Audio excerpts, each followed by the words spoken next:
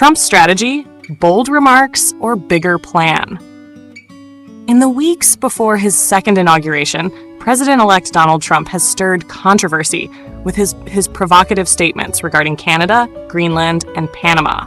He has suggested a range of ideas, from threatening trade wars with the U.S.'s closest neighbors to proposing the acquisition of Greenland, the reclamation of the Panama Canal, and even making Canada the 51st state. With his swearing in just weeks away, Trump is shaping a foreign policy focused on America first, marked by tough talk and potential territorial expansion. This approach, at odds with his campaign promises of ending foreign conflicts, sets the stage for a tense international dynamic, where allies may be as uncertain as rivals. Despite these bold ideas, they're unlikely to lead to major changes. As Canadian leaders firmly reject merging with the U.S., Greenland's government has stated the island is not for sale, and Panama has dismissed Trump's canal claims. For most recent U.S. presidents, threatening the sovereignty of allies would be highly unusual, especially for one who campaigned on ending conflicts.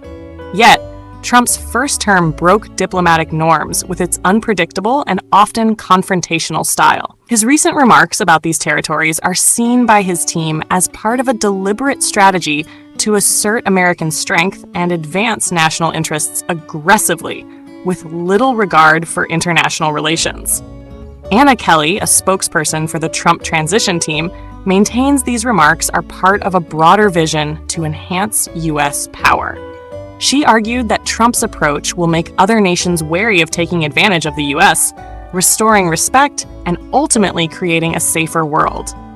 A transition official even suggested that Trump's comments were strategically designed to counter Russia and China, though Trump himself hasn't explicitly made this connection. While some view this approach as part of Trump's wider strategy, others worry it could strain international relationships. Former Rep. Carlos Curbelo, RRFL, warned that such rhetoric might push countries into confrontation with the U.S., though he stopped short of predicting military conflict.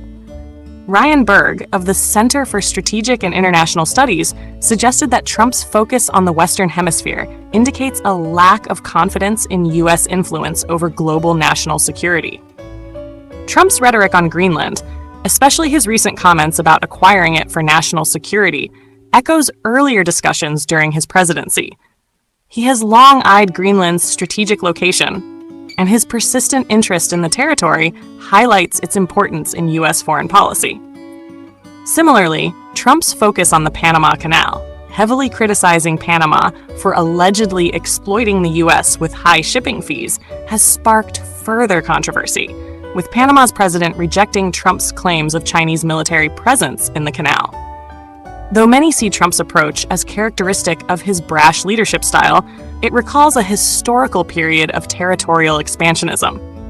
Critics argue that Trump's views on these matters, particularly with the Panama Canal, are reminiscent of a time when U.S. influence was driven by territorial control.